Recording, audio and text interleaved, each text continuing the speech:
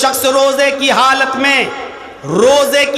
में अपनी बीवी के साथ हम बिस्तरी कर लेता है तो ये रोजा दोनों का बेकार हो जाता है, मर्द का भी बेकार, औरत का भी बेकार, दोनों का रोजा, ये रोजा खत्म हो गया।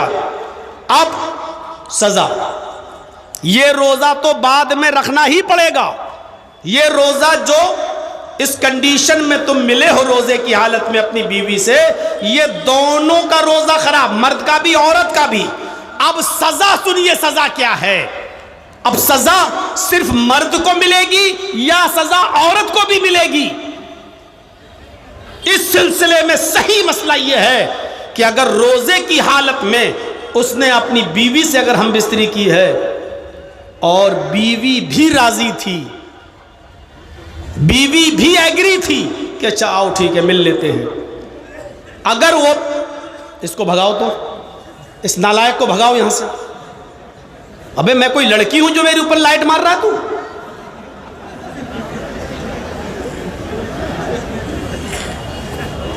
अरे वो लाल वाली लाइट मार रहा है कमीना, ये तुझे इतनी भी अकल नहीं है, ये लड़कियों पे मारी जाती है। कोई तेरी बहन बेटी पे मार रहा होगा, जाके पता लगा। अब अगर लाइट आई तो ऐसा जवाब दूंगा, ऐसा बोलूंगा कि भाग जाओगे शर्म की वजह से यहां से। सीधे आंख पे गई, बताइए दोस्तों। इसकी रेजेस इतनी खतरनाक होती हैं कि आप इसका अंदाजा नहीं लगा सकते।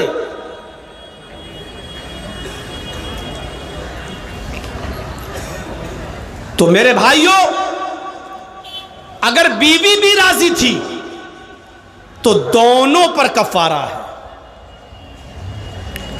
और अगर बीवी राजी नहीं थी, सिर्फ मर्द ने उसको बुलाया, हाथ पकड़ के खींचा और उसके साथ हम बिस्तरी कर ली, तो औरत सिर्फ वही रोजा पूरा करेगी जिस रोजे की हालत में उससे हम बिस्तरी की गई, उसका वही रोजा खराब माना जाएगा, वो बाद में पूरा कर लेगी, रख लेगी।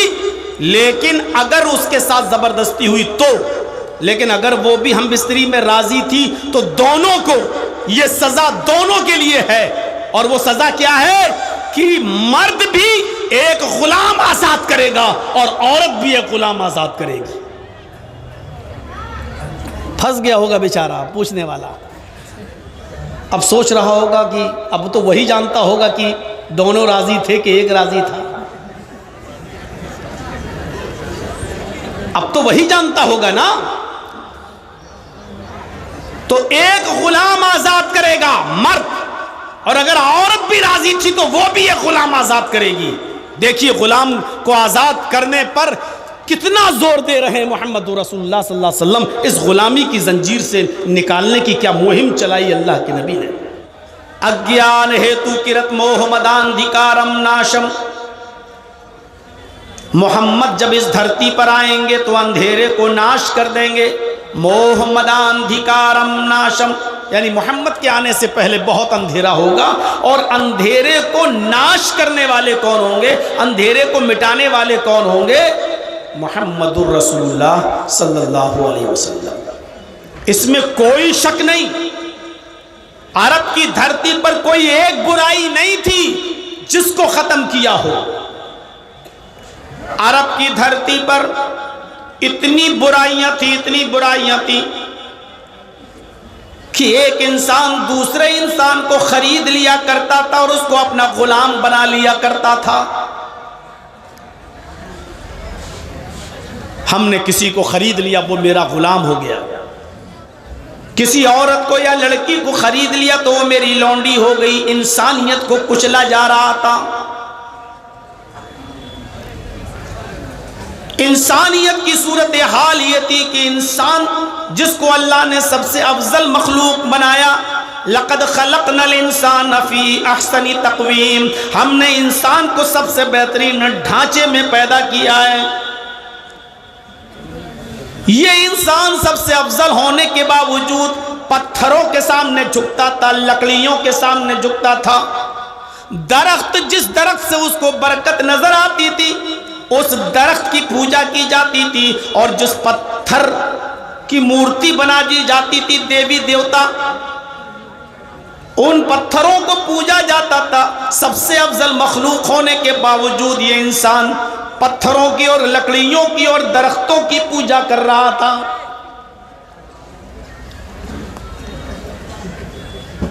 हालत ये थी कि शराब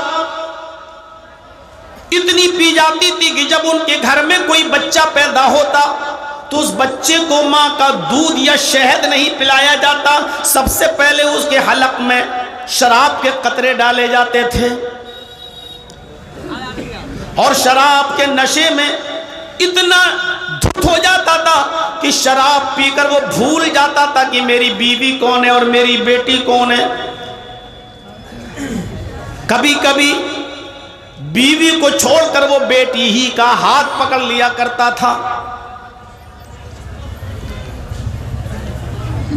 फख्र मबाहात का यह हाल था कि लोग कहते थे कि मैं तुमसे ऊंचा, वो कहता था कि मैं तुमसे ऊंचा, मैं तुमसे अफजल, वो कहता था कि मैं तुमसे अफजल, मेरी कौम सबसे ऊंची, वो कहता था कि मेरी कौम सबसे ऊंची।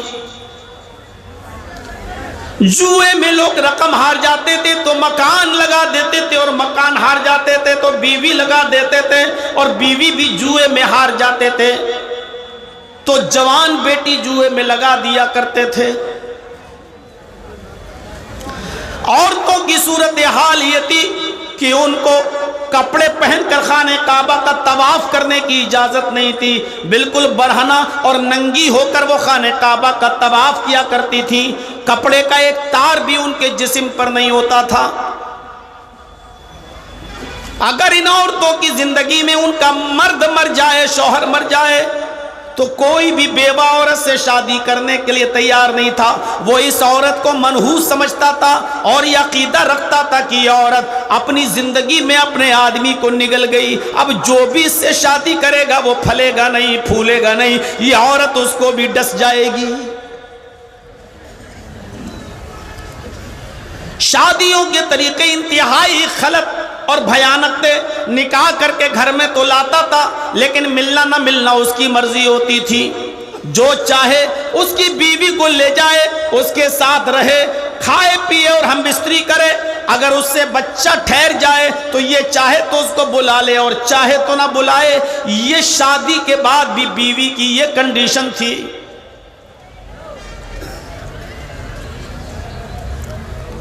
लड़के पैदा होते तो इस डर से मार डाले जाते कि ये कहीं बड़े होकर मेरे साथ न खाएं, और लड़कियां पैदा होती तो पैदा होने के बाद ही उनको जिंदा दफन कर दिया जाता, जिंदा दरगोर कर दिया जाता। उन बच्चियों को इस दुनिया में जिंदा रहने का अधिकार न था।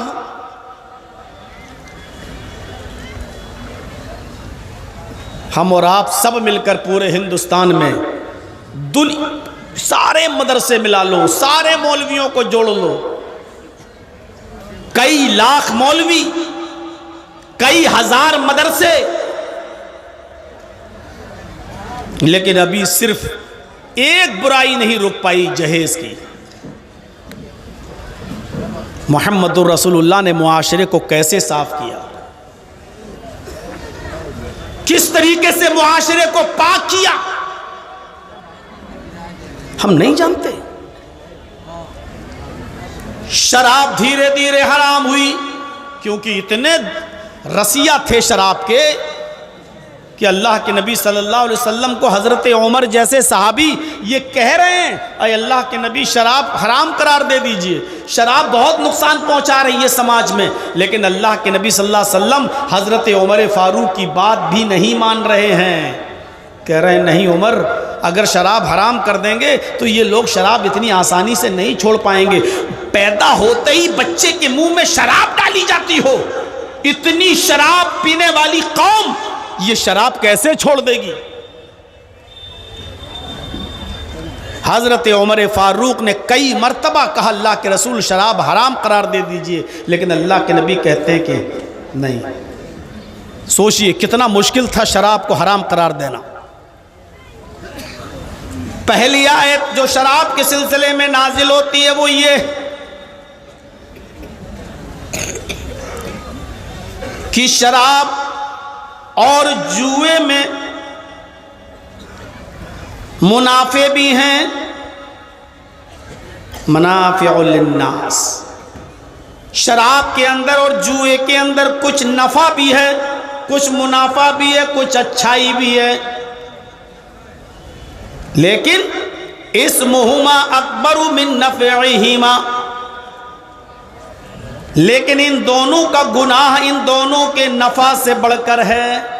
देखिए, हराम नहीं करार दिया, सिर्फ ये बताया है कि इन दोनों का नुकसान नफे से ज्यादा है। यानी नफा तो है।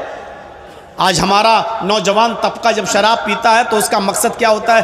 थोड़ा सुकून मिल जाएगा, शराब पी लेंगे तो हमारा टेंशन ख़त्म हो जाएगा। एक आदत के तौर पे शराब पी रहा है। लेकिन अरब के लोग आदत के तौर पे शराब नहीं पीते थे।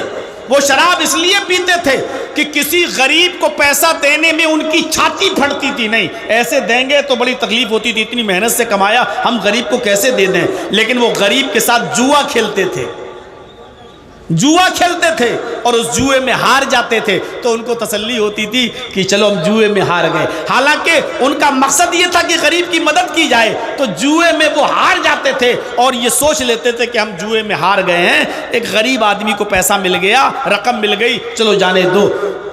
शराब इसलिए पीते थे कि शराब का नशा चढ़ जाता था तो दौलत लुटा देते थे गरीबों में, फकीरों में। अब वो जब होश आता था तो कहते थे चलो शराब के नशे में लुटाया। ऐसे देने में तकलीफ होती थी, शराब के नशे में लुटा देते थे। तो कुछ फायदा भी था, शराब पीकर गरीबों में पैसा देना, जुआ खेलकर गरीबों से जुआ हार जाना, कुछ मुनाफा था। लेकिन इन दोनों का गुनाह और इन दोनों का नुकसान नफे से ज्यादा। इसलिए फरमाया इस्मुहुमा अकबरु मिन नफ़इहिमा, इन दोनों का नुकसान गुनाह इनके नफ़े से ज़्यादा है। अब बहुत से लोगों ने शराब छोड़ दी, लेकिन सब लोगों ने नहीं। अरे इसका नुकसान ज़्यादा है, नफ़ा कम है, हम इस्तेमाल नहीं करेंगे। अब देखिए दूसरी हालत क्या हुई।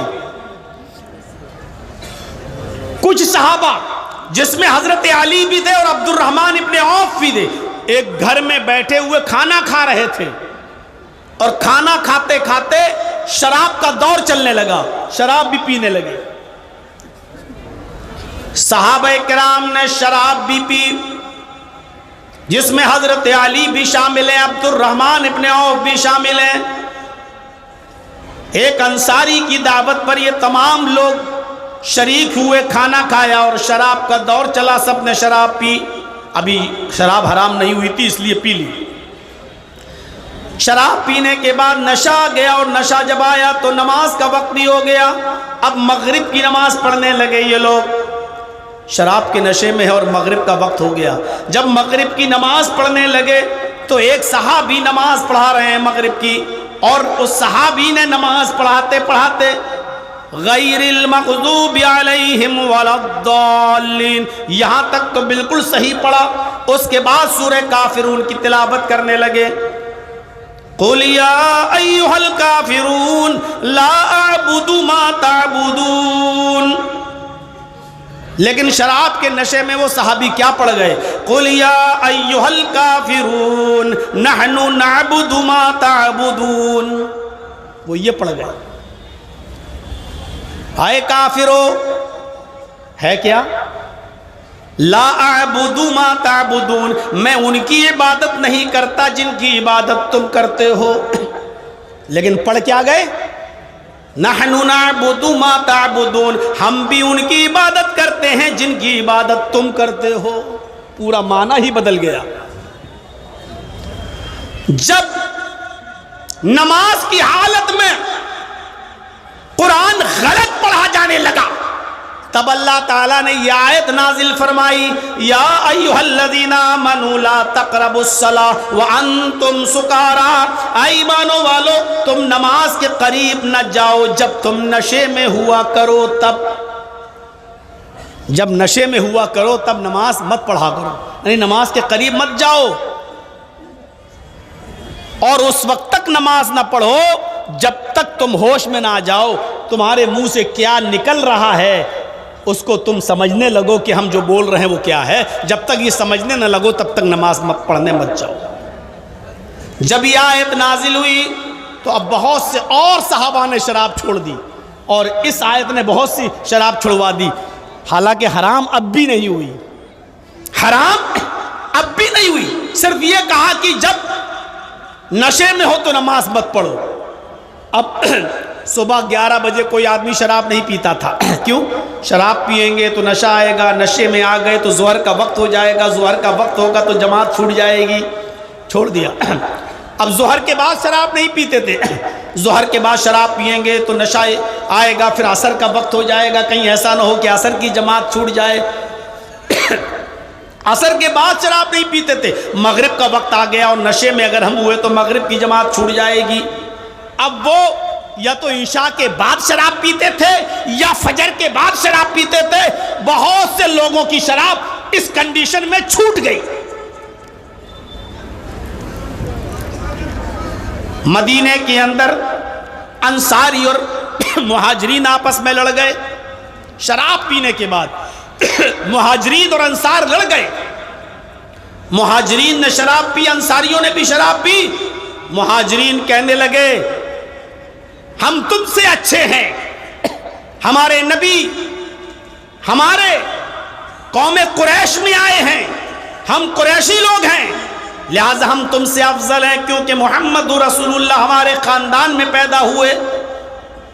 और अंसारी शराब के नशे में कहने लगे लो ये हमसे अच्छे हैं, भूखे आए थे मक्के से, नंगे आए थे मक्के से, हैं हमने रहने के लिए घर दिया, हमने यहां अपनी लड़कियों की शादी इनके साथ की, हमने अपने कारोबार में इनको शरीक किया, ये भूखे और नंगे आने वाले हमसे अच्छे?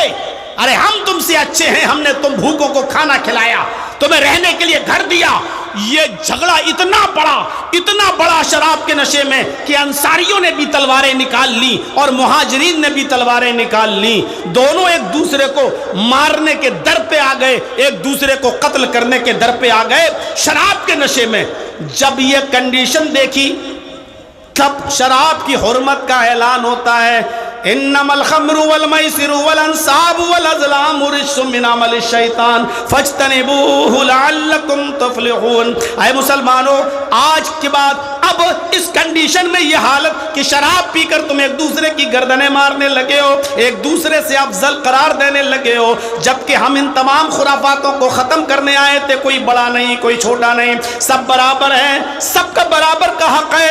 मैं ये तालीम लेकर आया था लेकिन तुमने तो इस तालीम की धज्जियां उड़ा दी। अब शराब, जुआ और बुतों के नाम पर चलने वाले चढ़ावे और 500 के फाल के तीर, रिज्सुम मिन अमलि शैतान, ये सब शैतान की गंदगी हैं, हराम हैं ये सब तुम पर। फज्तनिबूहु, इज्तिनाब करो, इनसे बचो, लअल्लकुम तुफ्लिहून, ताकि तुम कामयाब हो जाओ। इतने मरहलों से गुजरने के बाद अल्लाह तबारक व तआला ने शराब को और जुए को हराम करार दिया है, मुआशरे से इस चीज़ का सफाया किया है। अब तो सुकून से बैठो मेरे भाई, अब तो सुकून से बैठो। 35 मिनट हो गए हैं मुझे बोलते हुए। तो मेरे साथियों गौर करो, इस तरह शराब हराम हुई। अरब के अंदर एक और रवाज था जो मैंने अभी शुरू में बताया आपको। लोगों को खरीदा जाता था, उनको गुलाम बना लिया जाता था और फिर उनके ऊपर जुल्म किया जाता था, उनके ऊपर जरूरत से ज्यादा बोझ लादा जाता था क्योंकि वो खरीद लिए गए। लड़कियों को लौंडी बना लिया जाता था। मोहम्मद रसूलुल्लाह सल्लल्लाहु अलैहि वसल्लम को फिक्र हुई कि इन लोगों की आजादी के लिए क्या कदम उठाया जाए, इन लोगों की आजादी के लिए क्या कदम उठाया जाए। तो आपने कुछ जराइम की सजा इतनी सख्त मुतय्यन फरमा दी कि उस सजा में रोजा रखने से भी बेहतर और मिस्कीनों को खाना खिलाने से भी बेहतर गुलाम को आजाद करना करार दिया। यह आजादी की मुहिम छिड़ गई। कोई शख्स अगर अपनी मां से, अपनी बीवी से कह दे अंते अलैया कज़हरे उम्मी, तू मुझ पर मेरी मां की तरह हराम है, जा हट, आज के बाद तुझे छूऊंगा नहीं, भग, आज के बाद तुझे हाथ नहीं लगाऊंगा, तू मुझ पर मेरी मां की तरह हराम हो गई, अगर ये कह दे तो अब वो जब तक ये सजा नहीं भुगतेगा तब तक वो बीवी नहीं बना सकता अपनी बीवी को। अरब के अंदर ये दस्तूर था कि जब कोई शख्स अपनी बीवी से कह देता था कि तू मुझ पर मेरी मां की तरह हराम, तो मिल नहीं सकता था। अब वो मां की तरह खिदमत करना पड़ेगी उसकी। वो कहे पैर दबाओ तो दबाना पड़ेंगे, वो कहे मेरे कपड़े धुलो तो धुलना पड़ेंगे। अब उसकी खिदमत मां की तरह करना पड़ती। हजरत औस इब्न सामित ने अपनी बीवी खौला बिनते सालबा को यही तो बोल दिया था अंते अलैया कज़हरे उम्मी, किसी बात पर गुस्सा होकर कि तू मुझ पर मेरी मां की तरह हराम हो गई। तो खौला बिनते सालबा ने अल्लाह के नबी सल्लल्लाहु अलैहि वसल्लम से गुजारिश की कि कोई रास्ता निकालिए। अल्लाह के नबी ने भी मना कर दिया, कोई रास्ता नहीं। वो जब मस्जिद नबवी के अंदर गई और 2 रकात नमाज पढ़ी और दुआ मांगी, आए अल्लाह मेरे और मेरे शौहर के दरमियान कोई रास्ता निकाल, अगर तू रास्ता नहीं निकालेगा तो कौन रास्ता निकालेगा। तब अल्लाह ताला ने इस रस्म को ख़त्म करने के लिए और अपनी बीवी को, जिसको माँ बोल दिया गया है, उसको दोबारा बीवी बनाने के लिए एक सज़ा मुतय्यन कर दी। ये सज़ा भुगतने के बाद ही तुम बीवी बना सकते हो। पहली सज़ा ये मुतय्यन की है कि जो लोग अपनी बीवी को अपने ऊपर माँ की तरह हराम कर लेते हैं, उनको चाहिए कि अब उनको दोबारा अपनी बीवी मानने से पहले और दोबारा अपनी बीवी बनाने से पहले एक गुलाम आजाद करें। देखिए आजादी की कितनी फिक्र हुई। इंसानियत किसी की गुलामी करने के लिए पैदा नहीं हुई है, इसलिए आजाद होने का हक है। तो आपने ये मुतय्यन कर दिया कि वो एक गुलाम आजाद करें। और गुलाम बहुत महंगा होता था, इतनी कीमत किसी के पास अगर ना हो, इतना महंगा गुलाम ना खरीद सके और गुलाम आजाद ना कर सके, तो फिर दूसरा ऑप्शन ये दिया कि 60 रोजे रखे, वो भी पे दर पे कंटिन्यू रेगुलर रोजे रखे 60। और तीसरा ऑप्शन ये दिया, अगर 60 रोजे रखने की भी ताकत ना हो तो 60 मिस्कीनों को खाना खिलाए, 60 मिस्कीनों को एक टाइम खाना खिलाए। अब चाहे एक दिन खिला दे 60 को बुलाकर, या एक एक करके 60 दिन खिलाए, या 10-10 करके 6 दिन खिलाए, या 30-30 करके 2 दिन खिलाए। जब तक 60 पूरे नहीं हो जाएंगे अपनी बीवी से मिल नहीं सकता। 60 पूरे कर लो तब तुम्हारी बीवी बन जाएगी, अब तुम जा सकते हो अपनी बीवी के पास। गुलाम की आजादी ये वो कर रहा है जहां अरब के अंदर गुलाम बनाने का रवाज था, उन पर जुल्म करने का रवाज था। और इसी तरीके से एक जुर्म वो जो अभी अब्दुल गफ्फार साहब से पूछा गया था सल्फी से मसला कि रोज़े की हालत में अगर कोई शख्स अपनी बीवी से हम बिस्तरी कर ले तो, मैं तो हाशिम भाई से कह रहा था लगता है ये करना चाहता है, या हो सकता है कि कभी कर लिया हो। कई मर्तबा तो ये मसला मैं खुद बयान कर चुका हूं और अभी तक वही मसले पूछे जा रहे हैं।